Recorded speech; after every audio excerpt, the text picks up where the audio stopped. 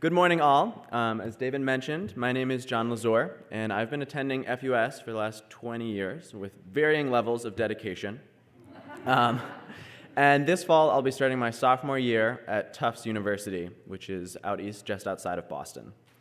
And I want to talk to you a little bit today about what I've been doing over the past year in respect to humanism, and in particular, my experiences with interfaith work and humanism in interfaith work. Growing up attending FUS every week as a kid, I was eternally confused about where I fell on the religious spectrum, and that made it really hard for me to talk about religion with my peers. I could tell people that I went to church every week, but then I'd have to clarify that it wasn't that kind of church. And I could say that I was a UU, but then, of course, I would need to explain exactly what a UU was, something that I myself was not completely sure on. So my go-to description of my Unitarian Universalist experience went something like this. I go to church every week, and at my church, you can believe whatever you would like, and after Sunday school, we get cookies. And I know that saying I go to a society would be more accurate than saying I went to church, but for the sake of relating with my peers, church was usually the easier option. And that was usually the end of my conversations about religion. The majority of my peers grew up attending Lutheran congregations, and if you weren't Lutheran, you were something else. And that wasn't a bad thing at all. It was just that if you were Jewish, or if you were UU, or if you weren't religious at all, you were responsible for explaining everything about your faith if you really wanted to talk about religion. So, as someone who barely understood what a UU or a religious humanist really was in the first place, I never pushed into those conversations. Fast forward through my religiously apathetic high school years, I stopped attending FUS regularly, and I pretty much stopped thinking or talking about religion altogether. I don't know exactly why religion got put on the back burner, but I think it was mostly just that other things started to take up my time, other places to be on Sunday morning. Only after taking a gap year and stepping back from the rush of academic work did my religious curiosity come to bounce back. I started reading a little bit more about the origins of American religious humanism and wondering if that was something that I wanted to hold on to going into my college years. Around the same time, I was signing up for a pre-orientation program at Tufts University. These are optional, week-long programs focused on a specific theme or directed at a specific affinity group that start a week before the regular orientation for freshmen. And when I saw that one of the pre-orientation programs included, quote, field trips to local religious and cultural communities, I was reminded of the Neighboring Faiths program that I had gone through here at FUS. Neighboring Faiths had always stuck out to me as a good memory, but I never quite grasped how unique a religious education model it was. It's not often that you come to religious education based around visiting and getting to know other people's religious sacred spaces. Beyond just learning about other religious institutions with umbrella terms like Judaism or Islam or Pentecostalism, we also went to see what the personal practice looked and felt like. Thinking back to this experience, I concluded that this pre-orientation would probably help me meet some other socially minded people, and hopefully I could learn something new about religion too.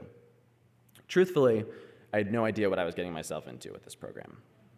The CAFE pre-orientation, CAFE stands for Conversation, Action, Faith, and Engagement, was an experience that radically shifted how I orient within the world, and at the heart of it, it was my relationship with interfaith work and interfaith conversations. At its heart, CAFE is a week-long exploration of personal identities within the context of interfaith conversation and social justice work. And for me, it was the single catalyst that got me involved in interfaith work at Tufts. On the first Friday night of the program, we went to the on-campus Hillel Center, that's the Jewish Center for Students, for an evening Shabbat service. Sitting through a ritual that has been practiced for millennia made me realize how important religion has been and still is in the world. And being welcomed into this sacred space as a stranger reminded me that a lot of religious lessons, like that of welcoming the stranger, can be enacted in our daily life. That was the moment I knew I had found a community in which I could grow as a person, and I decided that I wanted to stay involved with religious life on campus. I joined the Unitarian Universalist group and the humanist community, both of which have served as guiding and grounding communities over the past year. And with the guidance from the Humanist chaplain, I also got connected with interfaith groups on campus. These communities have been the most inspiring for me in all of my time. The Interfaith Community of Faith Exploration and Engagement is an informal conversation group for interfaith dialogue, and we've covered themes from climate change to politics to intergenerationality in religion. And we also simply spend time together to make candles or enjoy a bike ride outside. I'm also involved with the Interfaith Student Council, a more formal student group a group of students who represent the various religious and philosophical groups on campus. We meet weekly to talk about broader campus community and issues related to religion or spirituality, and simply share a meal with one another. As a member of the Interfaith Student Council, I helped plan various events on campus, ranging from Sowing and Growing, which was an interfaith intention-setting workshop centered on planting seeds with one another, to a Death Cafe co-sponsored by the Humanist community, and an interfaith open mic dedicated to sharing personal spiritual journeys. My involvement with the Interfaith Student Council at Tufts also connected me with interfaith activity happening off campus and in the greater Boston area. In the past spring, I attended a 2-day retreat put on by the Boston Interfaith Leadership Initiative, an initiative organized by Hebrew College in Massachusetts to bring together college-aged interfaith leaders from all of the campuses in the Boston area. At this retreat, I had the chance to meet other interfaith leaders, and we shared stories with one another and practiced the skills of facilitating interfaith conversations. This coming year, I will serve as a fellow for this initiative and represent my university over the course of a year-long fellowship. And as a precursor for this position, we also attended the Interfaith Leadership Initiative in Chicago, put on by the Interfaith Youth Corps, a national conference of interfaith leaders in higher education. This conference equipped me with the skills to mobilize others for interfaith engagement and gave me a sense of what the interfaith movement looks like across US campuses. In each of these interfaith spaces and experiences, I'm aware of myself as a UU and as a religious humanist, and I think a lot about my position in interfaith work. In my mind, I'm sure that I, as a UU and as a humanist, have a role to play in interfaith work, but sometimes these spaces can feel uncomfortable as a non-traditionally religious person. I am always afraid that someone will question my involvement or tell me that I don't belong because I don't practice a traditional religion.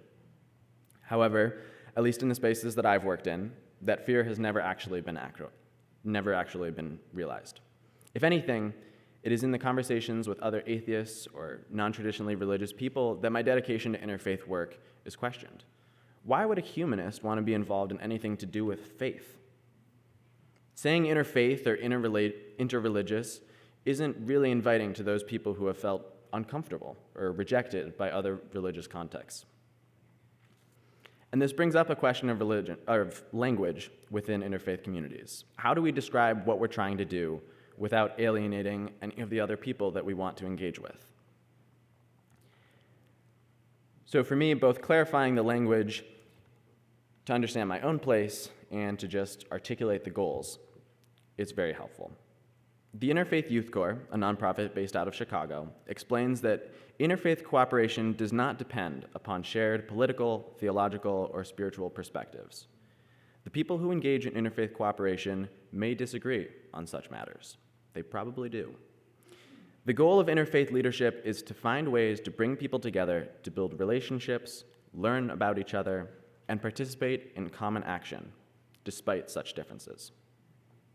I would also note that these differences are usually more advantages than anything.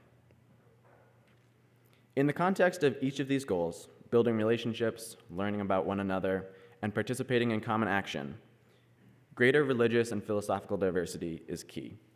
And my presence as a religious humanist is as essential as the involvement of Christians and Hindus and all people. Building relationships between communities that orient around religion differently, including humanists and UUs, allows for more complete conversation when it comes to the religious or spiritual attitudes across a campus or community. On my college campus, there are existing relationships between various of the traditionally religious groups, the Muslim Students Association, the Catholic community, the Jewish students. But it can be difficult to engage with those people who don't identify with a specific tradition. I think the last time I checked, 20% of my campus identified as none. It's a pretty big portion. And as a member of the humanist community, which encompasses a spectrum of atheists and agnostics and non-religious folk, I can facilitate relationship building between these traditional communities and the smaller groups of non-religious or atheist people. Learning about each other and building religious literacy also requires a religiously diverse group of people. Interfaith communities are great spaces to address misconceptions about faiths, and I think we can all agree that there are a decent amount of misconceptions about humanism. And it's a lot easier for people to understand how someone who doesn't believe in a God might develop a set of ethics if they can ask you that directly. On the other hand, it's equally important for me to dispel myths about interfaith work within my humanist and UU communities. This is necessary so that others can feel comfortable in interfaith spaces and be more willing to get involved with future actions or come to future events.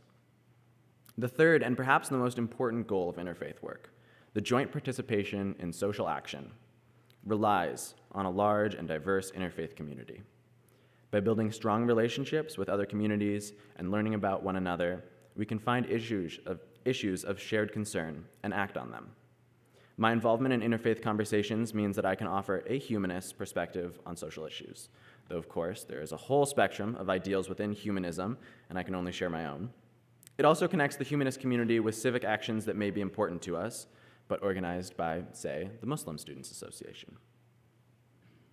Interfaith work of any kind requires a group of people who orient around religion differently, and that includes non-traditionally religious people and those who do not identify as religious at all.